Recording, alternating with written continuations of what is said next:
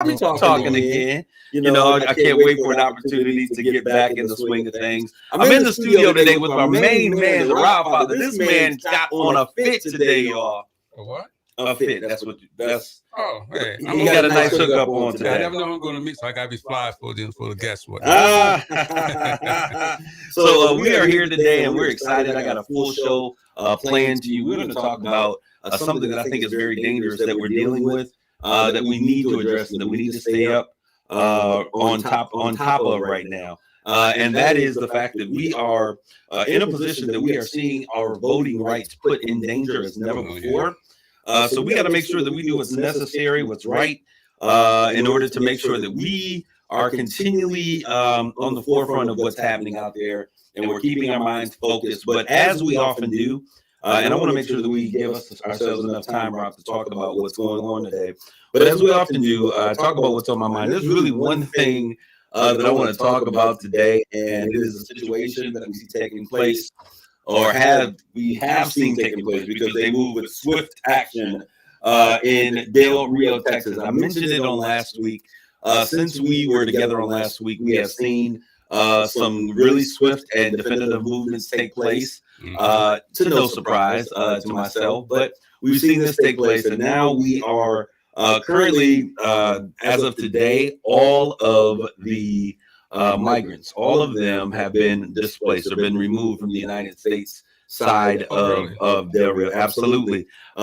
They were showing us how thousands of them, the single men, and y'all gotta have this conversation with me, because this is something that has been really just kind of bothering me the more I think about it. And this is the single men that were there were thought to be a nuisance, and they were afraid that they may rise up and create issues, and so they threw all them jokers on planes, and they repatriated them to Haiti. Now, they're Haitian by way of South America. For most of them, many of them have not been in Haiti since the earthquake of 2010. So they're being sent back to a country that has just had another major earthquake, Rob, where resources and employment and things that you would need to raise, they're not there. And so now they're being sent back to Haiti because they said Haiti had enough to cover these men. Basically, they got enough land, and so they just said, we're not going to deal with them here on our border, so take them back. So they put them on a plane, and they shipped them back to Haiti. I think there were about 8,000 single men that they took, and then the other remaining 9,000 individuals, supposedly, they have moved them to different locations for the process of starting on this idea of becoming U.S. citizens, some form of citizenship, Rob.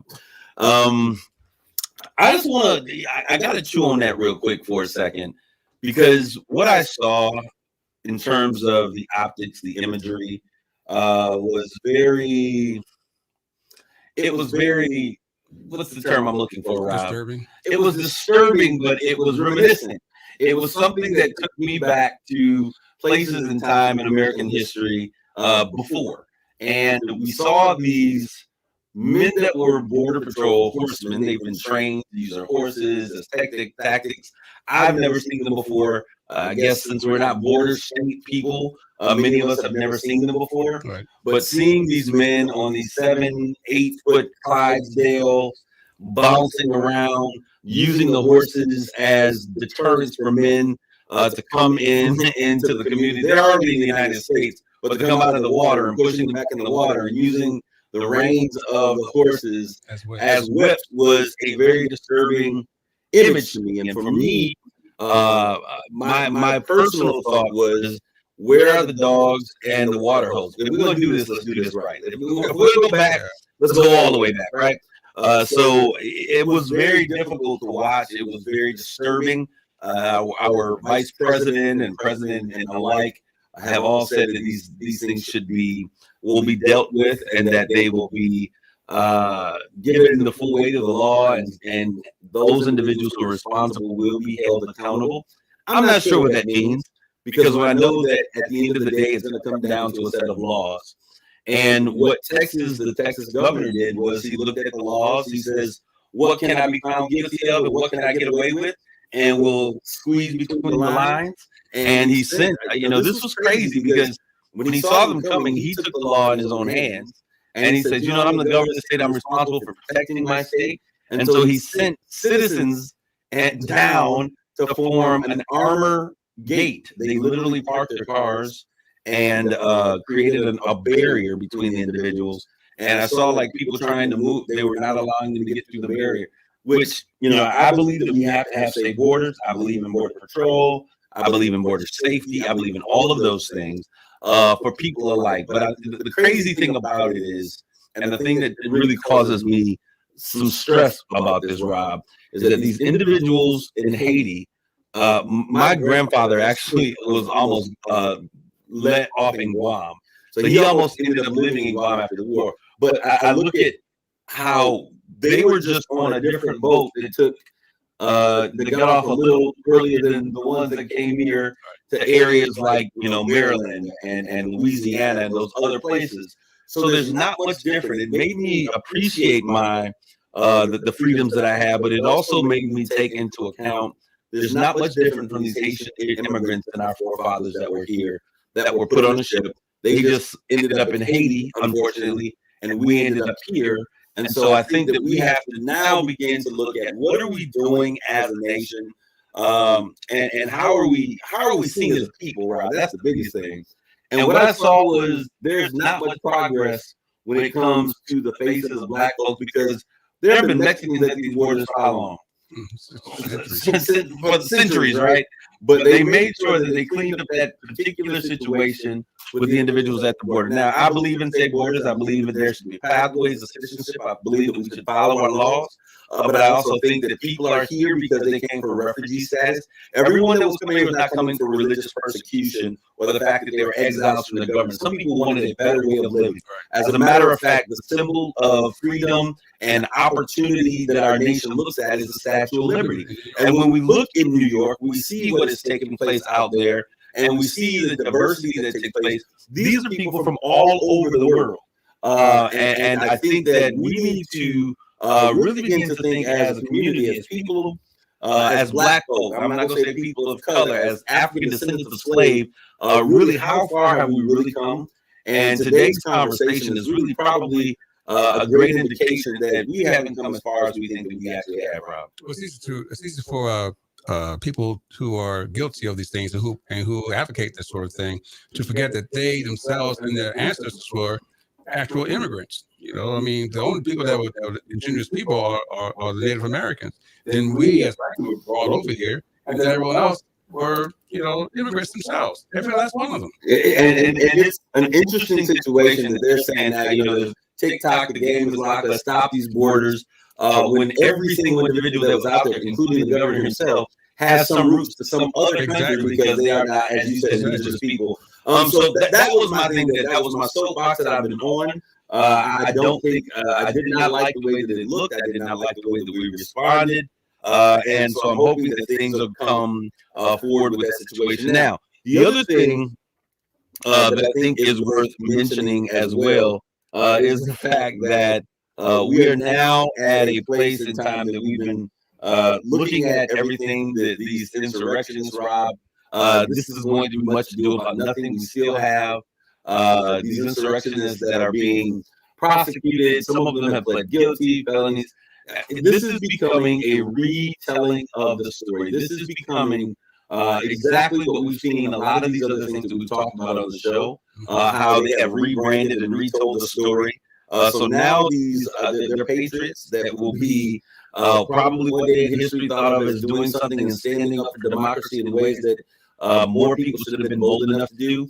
But I'm not buying that ticket. I'm not buying it, so don't even try to sell it to me. Patriots, the people who did the insurrection? Yes, the what do you call them? The anarchists. I'll call them terrorists. The treasonous, the terrorists. That's exactly what they were. I'm a patriot. I'm a patriot. You're a patriot. We didn't decide to, just because we don't like some of these things in our government, we didn't decide to, attack Lansing, state capital there, or go into D.C. to do anything. We vote. we write our congressman and we complain in that aspect. We talk on radio about things that bother us. We don't take action to what happened on January 6th. And I'm glad you said that. So those of you who are out there listening, and you know, the reason I was banned, I'll get back to that, was because someone decided that they didn't like what it was that I was saying. So the radio has not banned me, but Facebook. Mark Zuckerberg has me banned for 30 days. And so I have about 2 more weeks in Facebook jail before I emerge. And when I emerge, I'm going to shout from the rooftops. I will not be silenced. I'm going to continue to stand. Hold on for a minute. Yes. I'm going to stand and keep those statements. This is you. This is me right here. Yeah. What is this, Rob? Hold on.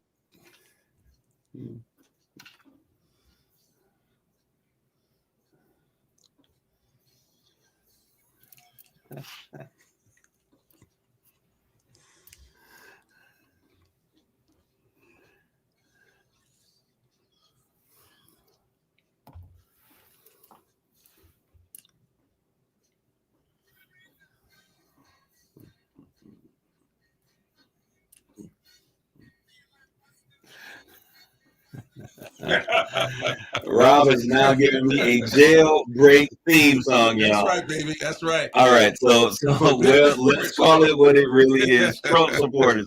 You know what it is. Those of you who are listening, you know what it is. You know how it do. But it is what it is. We're going to move forward with that. We're excited about the conversation that we're going to have today. I think it's important for me also to let you know we're scheduling that time for the city manager and the mayor to come in. So we can continue that conversation. I have now given them 3 dates to choose from that they are able to come in, and so I'm just waiting for them to respond. They did a great job of responding to my initial inquiry, and so I'm excited about them coming. We're going to have them here because I know that they've been over to WSUW, and you know, that misses a whole population of people, and that's one of the reasons. One of the things that we saw when we were in the meeting a couple Fridays ago, Rob, was that one side of the river, there were 1,000, I don't know, there's 1,000, I guess, people that responded to the survey. But the majority of those numbers came from the west side of the city. And my thought is probably because the radio station and the engagement as it relates from the city's perspective was done, one, I think pretty much solely on social media.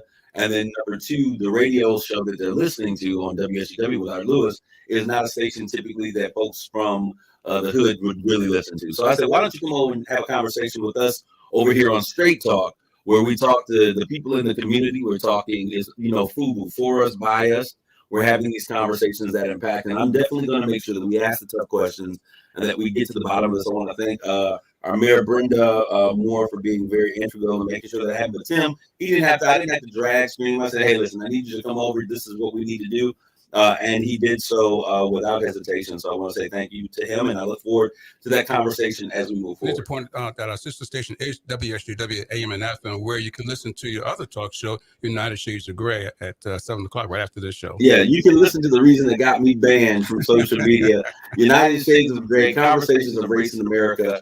And on that station, we were going through a book by a white sister by the name of Robin DiAngelo. There's a foreword by Pastor Michael Eric Dyson, and it's a prolific, a very profound book. It's about how our system of governance, our systems that we work with, are all latent in white supremacy, and how we must begin to deal with those issues, and how white America must stand up and figure out what they're going to do to change that particular situation. I'm merely just a messenger, and instead, you know how it always happens, the messenger gets shot. Yeah. So again, we're covering the book White Fragility. Written by a white woman named Robin DiAngelo. That's correct. We're dissecting the book. I think we're in section 4 now. Yeah. So tune in this coming next Sunday. Yeah, tonight you'll get be able to kind of hear some of the dynamic of what we're talking about on next week's show. We record it live on Wednesdays at 1 p.m. and then we play what we record. So you can call in, you can leave your comments on that show. Just tune in 1 p.m. On Wednesdays, and that's usually on my United Shades of Gray or on WSUW live, because once again I am banned. I'll remind everyone of my banning. But yeah, so that is a great opportunity for you to get involved and understand what it is that we're talking about. But so many things are going on. All of you that are out there, let's get involved. Let's get tuned in. Let's begin to make change in the areas that we are empowered to make change. And what that means is that if you are a grassroots person, let's begin to coalesce around those grassroots individuals. Let's begin to build networks that we can begin to reach out and make some of the things known that we've got to begin to deal with. And this is 2021, but we know 2022 is that interim election cycle. And we should not have to sit here and wait till the last minute to begin to mobilize. I think that you start that process right away. And it's going to be very important. Today, as I said, our conversation is going to be the voting rights danger, what's taking place, and this is very dangerous. And so I have put together for us today a timeline of issues relating to our voting rights and how they have been instituted. And since we have gotten these rights, and which is crazy, since we have been given the rights by the larger part of our white supremacist station, our white supremacist nation in the system. And when I say that, we talk about white supremacy is because blacks were not considered to be human in the course of that time. It's not like whether white power, black power, that's not what we're doing. But anything that was created at that time was done so with the understanding that white is right. They controlled the legislation, they controlled the presidency, they controlled everything that took place. And so we're going to take a quick break in a minute. So that's why we use the term white supremacy. It's not that we're trying to create anything that does not already exist. So we're going to continue in this conversation, but we're going to take a quick 2-minute break, and we're going to be back, and we're going to get into the crux of the matter. Voting rights are in danger. Y'all better listen up, because things is about to change around here. Straight Talk with Kareem Bowen on KISS 107.1. Do you run out of hot water at home? It's a great time. Talk about that impromptu thing, but I want to encourage you, I feel like busted loose. Busted loose. It's actually 2 minutes and 15. Looks like. Yeah. 1, 2, oh no, it's 2 minutes. I did right. It's kind of right. Yeah.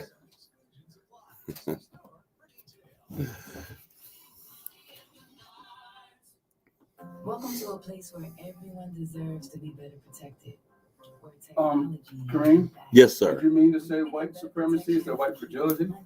I said white supremacy, but you were right. You said it. Thanks for correcting me on that. Because there's an even comment on white supremacy on here. We don't want them to do that. What does that say? Edward Singleton, there's something they're going to try and put in the history books, which we all know their white supremacy ways. See, that should be white fragility. No. He's talking about my statement about the insurrectionists. Oh, okay.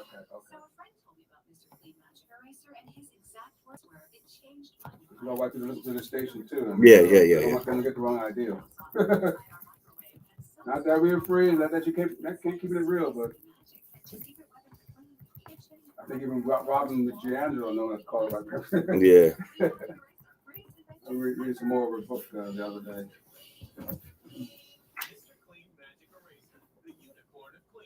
Listen to this station anytime. 30 seconds.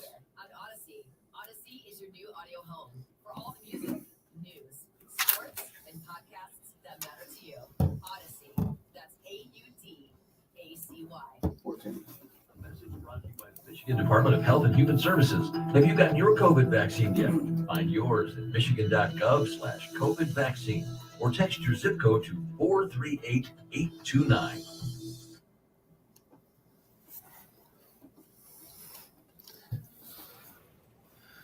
This is the guy, Kareem Bowen. We are back, and we're going to get into this conversation today about voting rights being in danger. Someone's saying, why are we talking about voting rights? It's not election time. It's because we need to realize that there are a number of things that are happening right now, began immediately after this last election, the day of. As soon as the election was considered over, these voting rights scandals and these things that began to take place, and they have not stopped. They have been relentless. They are coming forward, and we need to make sure that we understand what's taking place, because these things are going to impact us. If we wait until 2022 to do something about it, when we get to the polls, we're going to realize that we're not able to vote because there have been a number of things that have been led by the Republican legislature that are negatively impacting not only your right to vote, but access to voting, how you can vote, where you can vote, what qualifies you. These are all things that are a part of the voter suppression process. So I wanted to make sure that we took some time and we had a conversation with those of you who are out there, my brothers, my sisters who are out there today listening. If you're listening, please lean into this conversation. Don't turn the dial saying you don't want to hear no talking, you don't want to hear about voting. This is so important that we've got to lend an ear and we've got to lean into this conversation. All right, so we're going to get started. We all understand that this entire process started with what we would consider the Reconstruction era. Rob, our voting rights were a part of one of those three amendments that were passed during the Reconstruction era of our country. This is when our country had come to, some of us had come to an understanding that slavery should be abolished. Yes, Rob, what were you going to say? Reconstruction right after the Civil War. After the Civil War. And so there was a plan to really change some of the things. We understood that the Civil War was really about, you know, you and I as Black folks, should we be free or should we not? Right. There was a whole nation that was split on saying that this is immorally wrong for us to enslave Blacks. And they did not want to. Why? Because there was a benefit. There was a legacy that was being built on the foundation of our forefathers, the tobacco industry, the sugarcane industry, the entire economic system that existed in the United States from the time of colonization was all built on the fact that they had free labor. Right. And so that free labor generated through years what we would call generational wealth. And from that period of time, you know, you start get a 400-year head start on wealth. I think that there may be a great disparity. And one of the greatest problems that we have in our nation today is not racism and those other things. It is the issue of generational wealth. But we must deal with the systemic issues of racism that exist in our nation before we can even begin to have the conversation about generational wealth gap. But we want to begin. This all started when at the end of the Civil War, or right before the ending of the Civil War, with this whole idea or concept that we see taking place between 1863 and 1877, and we refer to this as Reconstruction. All right, we saw tremendous gains for Black people. Perspective, and if you keep it in perspective, we saw tremendous gains, including the ratification of 13th, 14th, and 15th Amendment. Rob, this is a quick history lesson. What were the 13th, 14th, and 15th Amendments? What have you learned since you have been here with Kareem on Straight Talk? Give me what I learned before you were born. Okay, there you go. However you learned it, just give it to me. I don't have them straight in my mind, but one was we should not enslave Blacks. No one should be enslaved for servitude. That's the 13th. Right to vote, or to that's the 15th, and I forget the other one. Right, the 14th was that for those who are indigenous, and this was really extended beyond Black people, right, to folks who were here, such as the indigenous people. There was a pathway to citizenship that was created. So the 13th Amendment was an abolition of slavery. The 14th Amendment made us, give us a pathway to citizenship so that we could then execute what was then the 15th Amendment. Which also allowed us to be recognized as humans and not be fifth humans. Absolutely. So we gained our humanity, even though we have been on the planet, even though we have been on the planet since the very let there be, and we were here since Adam existed. We now have been given our right to be a full whole human and no longer 3/5 human. Thank you for that privilege of the 14th Amendment. I certainly appreciate it. Now we can be recognized as citizens. So I guess as citizens, we should be able to, or as humans, we should be able to have a pathway to citizenship. And then also eventually the 15th Amendment giving us the right to vote, that no state could stop its citizens from voting. However, there's loopholes in the 15th Amendment, which is why we're going to talk about that. Okay. Yeah, we don't want to go too far. Let's start right there. So from the period of 1863 to 1877, we saw this massive movement of things happening. Black people are saying, hey, we're tired of this. We need to do something different. So December of 1863, this whole concept of Reconstruction truly began. According to Columbia University, there's a professor by the name of Eric Foner. He said that the Reconstruction era began more than a year before the end of the civil rights. When Abraham Lincoln, and we understand the end of the Civil War. The end of the Civil War, right? Civil War, excuse me. This is where Abraham Lincoln comes in, and we understood about the Emancipation Proclamation and what that meant. But this is where they begin to establish and announce a plan to establish governments in the South that were loyal to the Union. These governments backed legislation guaranteeing that Black Americans' rights were vehemently opposed by the counter-revolutionary redemption movement that began to sweep the South. So basically, the North was saying, hey, let's give Blacks some rights. The South was saying, we ain't giving them no rights. We're going to keep them to work. And when they saw that happen, that the North began to input some of them into the fighting regimen and that they were winning, the South said, hey, we'll let you vote if you fight for us. So there were some people that were fighting for the South because they were given this whole idea that they would be able to, get that right to vote. So this has been something that has been going on for a very, very, very long time. And so as we continue to look at this, we go from that period of time to April 9th, 1865. This is when the Civil War effectively comes to an end, Rob, at the Battle of Appomattox. There you go, Appomattox. There we go. The Battle of Appomattox courthouse. Were you born back then, Rob? No, I just love Civil War history. Civil War in Virginia, the Confederate Army, Robert E. Lee surrenders. That statue that was just removed of who number 45 said was a hero and that he should have been one that should probably put in a strategy for Afghanistan. Well, we can argue with that because he was General Robert E. Lee was a hero to the Confederacy. Absolutely. But Ulysses Grant respected him, which is, I mean, he respected him. I mean, you always respect your enemy. And I think that's important. But the fact of the matter is that he surrendered. Right. And so he effectively lost the war. Right. History lesson number 45. For the South. For the South, absolutely. But we saw his statue being removed just a couple weeks ago. Right. This is why, because these pieces of history that some people look at nostalgic when they want to make America great again, take us back to those times when we had statues of individuals like that put up when they were fighting against our freedom. And so it's important for us to understand this. I had a conversation, Rob, with a young man. Antebellum. And it was crazy because I was talking with this young man who's probably in his early 30s. Okay. Mm-hmm. I am a mature 40 plus something. I'm holding on to my last few years of 40 something. But and I had this conversation with him. We were talking, he goes, I don't really see the big issue with racism in America. And I said, I don't see what the problem is. I said, I just think people just looking backwards. He goes, so is this really a big problem? Is this really a big deal? And I had to kind of educate him. I said, the fact that you don't see the issue suggests that those forefathers of yours have been working overtime and have done a great deal to really try to level the playing field as much and as often as they possibly could. And so we continued that conversation, and there were some things he just had no clue about. Historically, he had no understanding about all of the issues that we're talking about now, how we got our voting rights, that we were seen as three-fifths human, that we were, it wasn't that long ago that they actually allowed us certain rights to vote, especially women, Black women. Mm-hmm. You look at when they were actually given the right to vote, some of the things that existed for him, he thought that they existed forever. I'm like, no, these are things that individuals like John Lewis were out there fighting and marching for. This is what Martin Luther King. And I thought about something.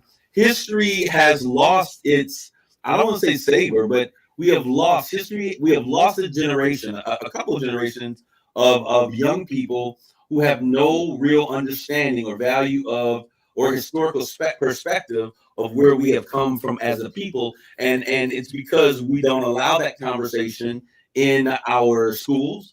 We see that this entire concept of critical race theory teaching, talking about the issues that exist and giving real perspectives. We still have citizens or we still have school districts that are teaching that in 1492 Columbus sailed the ocean blue and that he discovered America. How can you discover something that was never lost? Exactly. And so we still have systems that are existing that are hiding the truth, that are subverting the truth, that are straight up retelling the truth, like this issue of current American history that we're dealing with these insurrections. I almost call them patriots myself.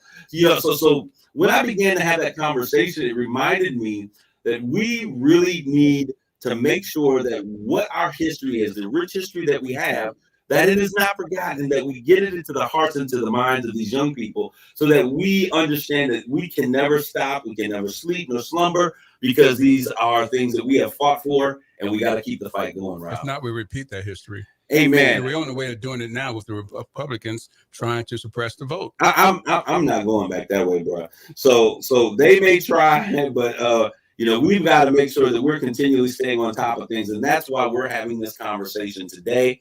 Because as I was talking with our state representative, 95th District, Amos O'Neill, yes, and Brenda Moore, our mayor, and other officials, they are understanding that this is probably the most important thing that is facing Black America in the instant moment, in this instant.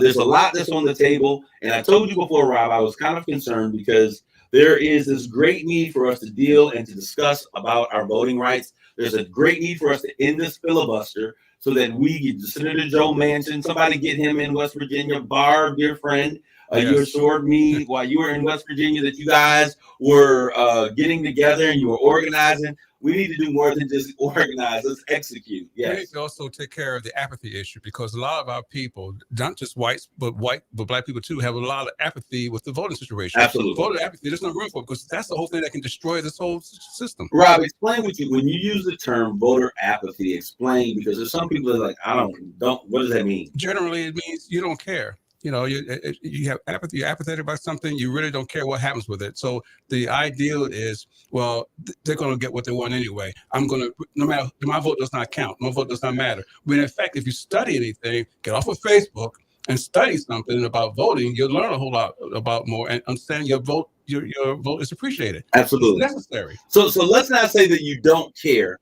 but let's say you have come to a place of apathy, meaning that you think that regardless, you're darned if you do, you're darned if you don't, right? And that they're going to do whatever. You care, but you think that the system is rigged against you, and so much that the system is no longer fair.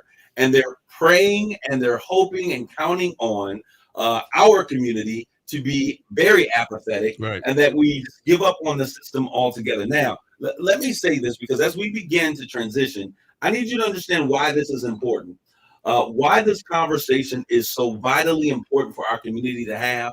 It's because in 2020, you all showed, in the midst of all that we were dealing with, in the midst of this healthcare crisis, in the midst of this financial crisis, in the midst of this social justice crisis, keep going, amen, in the midst of this mental crisis, I mean, in the midst of all that we were dealing with, in the midst of being, disconnected from the rest of the world because of our lack of internet space, right, we still were able to mobilize, organize, strategize, and execute our way to the polls. Now, let me tell you what this means. This means that for the first time, and we've shown, I shouldn't say this is not the first time that we have shown that the power of our vote. This is not the first time we've shown up, because Barack Obama got not only Barack Obama, but there's a lot of white politicians. Every year that a Democrat comes into public office, it is because the Black community has heavily voted for Democrats. This is not a new phenomenon. This is something that they have now, sometimes have taken for granted. I think that they understand what's going on now. And so it has been something that we have always done. Now, voter apathy would say, well, that's the way it used to be. It don't matter. Whoever's supposed to get in is going to get in. There's nothing we can do. And there's so many people that I've talked to, Rob, that are so apathetic at this time. And so I need you to understand this. What we showed as a community in 2020, let me tell you what happened. Joe Biden was all but washed up and chewed up and spit out like an old piece of gum. The Trump bus, the Trump train, whatever you want to call it, had targeted him and had tagged him with Sleepy Joe and brought out the situations with his son. And they were really trying to destroy him during Trump's his trial for his impeachment. They were trying to do everything that they could once they found out that he would be their leader to sully his reputation because of his son Bo and all of this other stuff. And so what happened was, when he was losing and he was not doing well, he was getting ready to lose in South Carolina as well. But Mr. Clyburn stepped up to the plate and he spoke and he said those famous words, not only does Joe know us, but we know Joe. And those words from an incumbent, a leader, one who has a great deal of respect, it challenged those blacks in South Carolina and said, you know what? This is what the leader of the village, the elder of the village is saying that we need. This is what we're doing. And they stepped in behind him wholeheartedly, and South Carolina resurrected his campaign. And if it were not for blacks, and that was the blacks in South Carolina, if it had not been for that move, that initial move, he would have been all but washed up. We saw this take place again and again. We saw Stacey Abrams, who was cheated out of a position, in Georgia, come back in 2020. She organized, she worked, and delivered to a Democratic president a state that has been Republican since its inception, and she did so by turning out the vote. We saw that Texas was a toe-to-toe duke out battle, all bets on the table, off the table. It was a fight to the end. They won and they edged it out, but they have never had such a competition before. Why? Because black people came out to vote. And when they saw this take place, what was the response? Oh, it's fixed. It's fixed. It cannot be fair. Check the ballot. Recount. And so, in essence, what they were saying, and I need us to listen to this because this is so vitally dangerous. What they were saying, in essence, is that we don't believe that their vote counts or their vote should count. Yes. And so, in that instance, that very instance, they began something called a recall. And so they recalled the initial election. They recalled Georgia. They recalled Florida. And they've been going through a system of recalls. And why are they continually finding frivolous ways to recall? Because they want to keep it in the minds of other parts of our country who don't think that we as a people should have certain rights, inalienable rights as the rest of America should. Will continually keep in mind they stole this from you, pitting Americans against Americans. Now, what they're saying, and what they're doing, and they're being very PC about it, but somebody really needs to just say what they're trying to say. Mm-hmm. These people are stealing your country. That's what January 6th was about. They were upset that we were able to take ourselves together, that we were able to see past our differences, coalesce around a particular individual.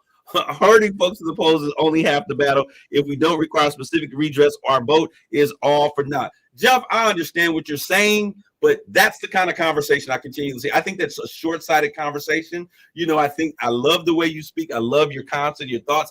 Hurting people to account. The fact it's called mobilizing. Hurting is what you do for animals, and my black people are not animals. We are powerful people who have overcome years and eons of injustice to now understand that we are a people who have power. Your vote has power. And what we see happening from January the 6th, actually from December 2020, November of last year, till now is all a part of America coming to an awakening of the real power of the black vote. Now, this is what this means. This means that we have to now find candidates, create candidates, put people in office who have our same agenda.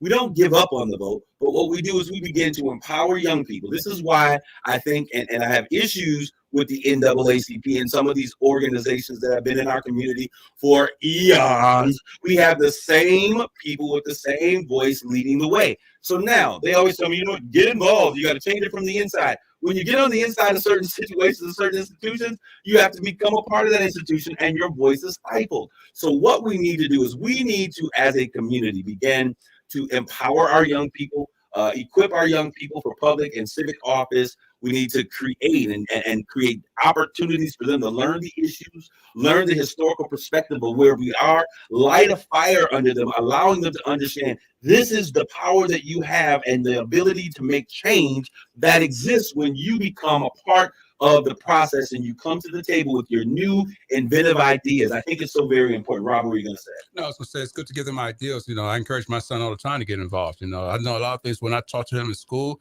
but all the time we talk, I give him some new history lesson or some new lesson about, staying involved in some way, shape, or form, because he is still a black man in America and a young black man.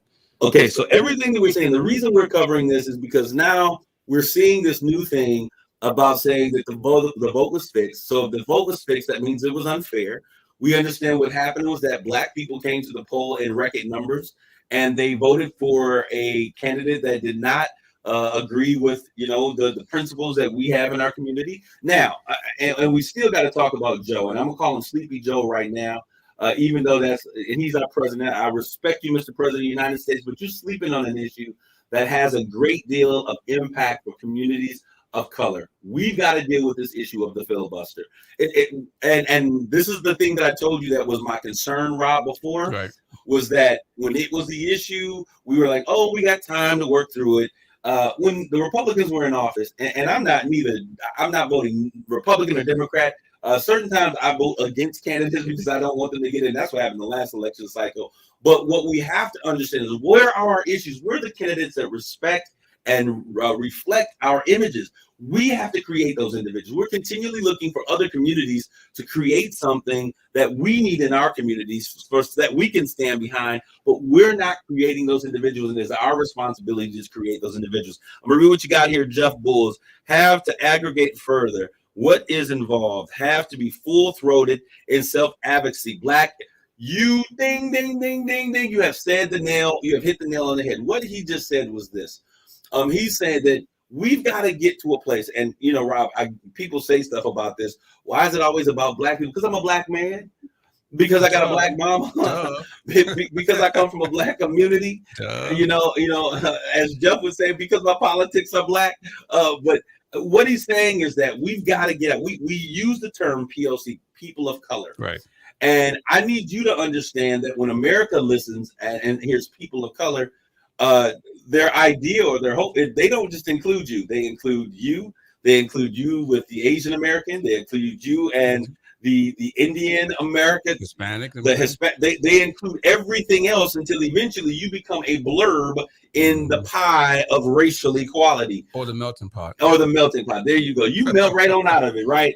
And then you come a creamy shade of tan. So we have to get into a place that we are okay setting an agenda, standing up for, speaking boldly, advocating for ADOS, ADOS. That's African Descendants of Slaves. There is not another POC that exists in the United States that has had the legacy or has carried the burden as ADOS. ADOS, African Descendants of Slave, are a person of color that in this United States is responsible for building the legacy, the wealth, and the economic structures that exist, even though we have been disenfranchised from the benefits that they have and that they provide for our community. I'm going to read really quick here, Mr. Singleton. I see that you've made a number of comments out here, and so I'm going to get to one of your. There you go. I got you, Jeff. We have to make sure we still fight for everything we have and that belong to us as Black people. We truly need to understand that social media is 90% a lie, 10% half truth. Learn to read, study for yourselves.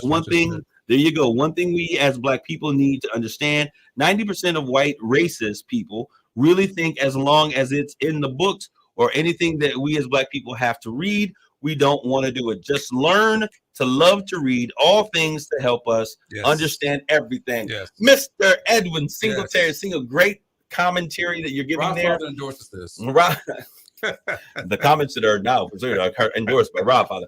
But what I often say to young people, as I work with young minds, I say to them, he who reads leads.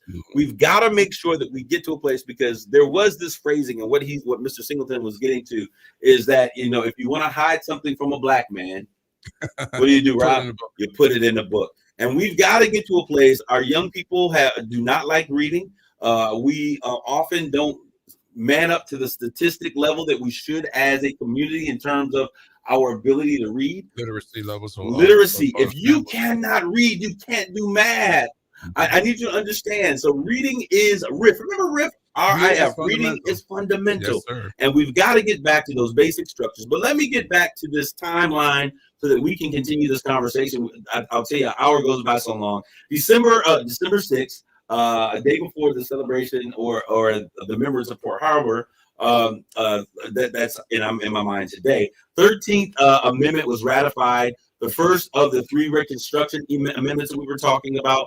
This was the one that ended slavery within the United States and its borders. The 14th Amendment, as I said to you before, was the one that gave us a pathway to citizenship, not only for Blacks, but also for the indigenous that existed here and other migrants that were coming here to the nation. And then the 15th was the one that gave us the right to vote. All of them weren't ratified at this particular time, but December 6th, 1865, it was ratified. 13th Amendment, slavery was then considered wrong. Okay, September 28th of 1868. Okay, now pronounce this word for me because I'm going to say Opelousas. The Opelousas massacre. Rob, is that correct? Appomattox. No, that's a different word. The Appaloosa Massacre. It's one of the parishes in Louisiana. There was a massacre there over the course of 2 weeks. White men in this particular parish in the city of St. Landry, outside in Louisiana, killed about 250, mostly black men. Oh, the Appalachian massacre. Yeah, okay. And the goal was to suppress the turnout among black voters and anyone who supported reconstruction efforts. Earlier that year, Louisiana voters had ratified a state constitution that enfranchised, that brought them in black men. Now, I need you to understand that black women were given the right to vote, but black men were seen as a viable voting group in America, voting bloc. So now we are seeing that because we were given the right to vote, when we were given the right to vote and a pathway to citizenship, that right to vote stirred up a lot of people because why? Your vote has the ability to change effectively the course of how we run this country. You may not like our system of government. It is a democratic system. You may not like the Republicans and the Democrats and the independents and the far left and the far right. However, it is the system that we have. And if we're going to effectuate change, we have to use what is the power system, which is your vote in order to effectuate that change. Right. All right. So we got to work within the system to make this change happen. February 3rd, 1870. This is the 15th Amendment was ratified. This is the third of the three Reconstruction Amendments. The 15th Amendment, once again, was the one that prohibited states from taking away the right to vote on account of race or the color of a person or the condition of servitude. However, now this is where this is going to be very important. This is what I need you to understand. Our states were yet allowed the right to impose voter qualifications. This is where it gets really sticky in the waters. The waters get really muddy because now, even though voting has been extended to the Negro slave, the former Negro slave, we now have the federal government saying we can't discriminate because of race as it becomes a voting. However, the state now yet contains its ability to impose voter qualifications along with this process. And we will continue from that point forward to see how that type of dynamic, those laws will be the things that will eventually change the dynamics of our voting situations here in the country. And this is what we are fighting against right now. So in April 13th of 1863, we see a Colfax massacre. We're going to see a series of massacres, and I'm only naming some of these, Rob. And all of these massacres have to do because there were a group of individuals that were so afraid of black people given the right to vote. A mob of about 150 armed white men in Colfax, the seat of Grant Parish in Louisiana, killed between 60 and 150 black Americans who had taken over the local courthouse and been defending it from possible Democratic seizure following the state's controversial 1872 gubernatorial election. The massacre showed the lengths to which some of the opponents of Reconstruction would go to regain their accustomed authority. I need you to understand there are so many people. What we're seeing happen on the steps here in the state of Michigan, when the militia showed up with the guns and then went to our governor's house, what we see taking place around the world in different places. What was the name of the town where the young lady was killed by the white supremacist protesters, and the number 45 said that there were good people on both sides of the ticket. Oh, down in Virginia. Yeah, so when we look at Charlottetown, when we, and correct me if I'm wrong, I think that's correct, but I can't. Charlottesville is where the dude Brown was killed. Okay, so remind me of what that is, but we're not going to get into this discussion. What I'm saying is we're seeing all of these attacks because you are given the right to vote, and there are people that understand that when you were given the right to vote, You were given a power that is transformative and has the ability to change everything around you. So they want to retain or regain their accustomed authority. This is why number 45 came up with that theme. Let's make America great again. It was a cold word. It was heavily loaded with racial tension. It was heavily loaded to take us back to a time when blacks were not included in the voting process. So we wouldn't have to worry about having to deal with how many blacks show up in Texas or Georgia to come up to vote. That may change our perspective or the situations that we're trying to put in place. All right. So the reign of Jim Crow. Everyone, hopefully you have heard about Jim Crow. Around the turn of the 20th century, Southern lawmakers, aware of the fact that they couldn't explicitly disenfranchise black voters, they began to impose an elaborate mix of registration requirements, poll taxes, literacy tests, understanding that clauses is designed to underpin a new racial regime. So since they no longer could stop you from voting, they would do everything that they could in creating obstacles to your voting process. Powerful information. Patrice Russell, thank you for being a part of this. So since they could not stop you from voting, what they would do is they would create other elements that were called voter suppression laws or voter suppression ideas that were then implemented to keep you from the voting booth. I want you to understand, black man, black woman, black child, since you were given the right to vote, you have become you were already a threat. I was going to say that threat. You're already a threat. I mean, your prowess, your existence, you are excellent in everything that you've been able to do. You see where we have been able to be suppressed for hundreds of years, and yet we have such a resilient nature about us that we are able to come back even from the ashes like the phoenix. We will rise. I continually tell you, when I think about the poem that Maya Angelou wrote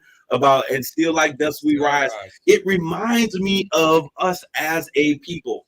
And the moment that you were given the right to vote, you were a threat to be reckoned with. So August 12th of 1890. Now, we're currently in some 1890s and things, but we're going to get to some current dates here. August of 1890, Mississippi Constitutional Convention begins. Y'all got to listen to this. I cannot make this stuff up. Delegates convened to rewrite Mississippi's Constitution.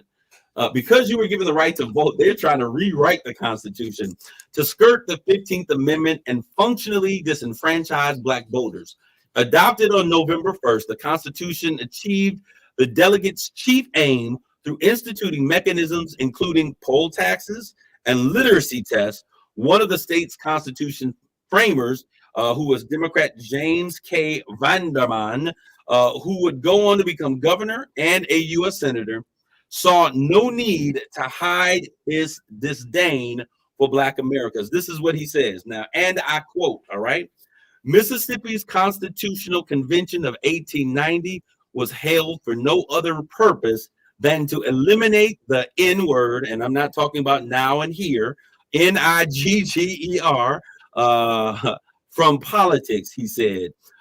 In time, other states across the South took a cue from Mississippi. This is why we're hearing so many people who understand history and how history is operated are saying that what we're dealing with these new voter suppression laws, they're referring to them as the new Jim Crow.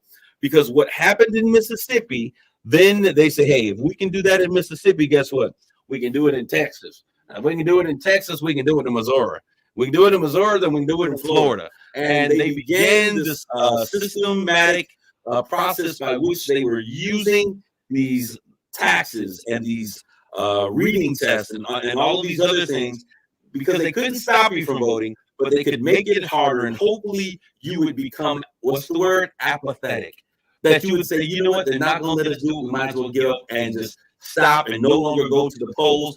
This is why we as a community, black folks, we cannot grow apathetic. It has been the process and the mechanism by which they have tried to keep us from the polls. It has been the thing that they have tried to use to beat us down and to take away our spirit. But there are so many people who said that they would not give up the fight because they recognize the power of the vote. All right. I only got a few minutes here, but I'm going to get to this. July 2nd, 1964. And I hope you guys are enjoying this information. Hopefully you're being empowered with this information, and hopefully it will change the conversation and the narratives in the village. We got to start talking about this stuff right now. Democratic President Lyndon B. Johnson signs the Civil Rights Act of 1964 into law. Now, I need y'all to understand something. The Civil Rights Act of 1964 now becomes a law. The law prohibits employment discrimination based on race, color, religion, sex, national origin. Later was expanded to protect against discrimination based upon sexual orientation and gender. Every great movement in the world has hijacked what we as African descendants of slaves, Black people, have started. So when we talk about how we have begun to get these freedoms, everyone else is coming in and they've hijacked it. That's why, and you live what you want to live, do what you want to do, be how you want to be, okay? Because this is a free country. You can do anything that you want. But that's why when we use the power of our systems, we've got to be aware. So like in 2020, when the whole Me Too movement came along, we need to understand what these movements are and what they stand for, because many of the ways in which we've been able to effectuate change and get some of the systems in place that we have been hijacked, and other agendas, not the Black agenda. As Jeffrey Bull said on here, we got to be willing to say African descendants of slaves. We got to be willing to say that we're standing up for the right for Black men and women, for Black children, and be okay with that. It's time for us as a people. We are so loving, so caring, so open-minded. You can come to the cookout. We've got to start now setting some standards. I'll allow you to the cookout when your agenda becomes my agenda. When you understand what's important to my community, then you can come to the cookout. If you're not doing, don't come take a picture. We don't want you kissing our babies. We're not, don't invite us. Don't come speak at our churches. Shut it down until we begin to understand that you're going to speak to the needs of Black people. All right. I feel like I'm running for political office right now. All right, 4 minutes. All right, March 7th, 1965. We all know this as Bloody Sunday. About 600 activists set out in Alabama to march from Selma to Montgomery to protest for Black voting rights. When the marchers reached the Edmund Pettus Bridge in Selma, they were encountered by white state troopers who attacked them with billy clubs and tear gas. The event became known as Bloody Sunday. I went down on my knees. My legs went out from under me. I thought I was going to die. The late civil rights leader, John Lewis, told us on CNN in 2015. And we've seen these images over and over again. Why do you think this took place? It took place because someone does not want you to have the right to vote. All right, July 27, 2006. Notice the changing in dates. Most recent extension. There was an extension to the Voting Rights Act. Republican President George W. Bush signed legislation extending the Voting Rights Act for additional 25 years, saying that the right of the ordinary men and women to determine their own political future lies at the heart of the American experiment. Now, this is what I don't understand. I'm tired of having my citizenship extended. I'm tired of having my ability or my right to access to vote and my right to citizenship extended. These need to be amendments to the Constitution or things that are changed and become law, so we no longer have the right. I don't want nobody to be able to write and take away, to vote and take away my rights. Let's change some things. These need to become ingrained as an additional portion of the Constitution or whatever it is, that we no longer have to vote on these things. June 25th, 2013, the court decided in Shelby County versus Holder, a 5-4 decision defines that the Voting Rights Act by freeing jurisdictions with histories of racial discrimination and voting from having to gain federal approval. That's called pre-clearance.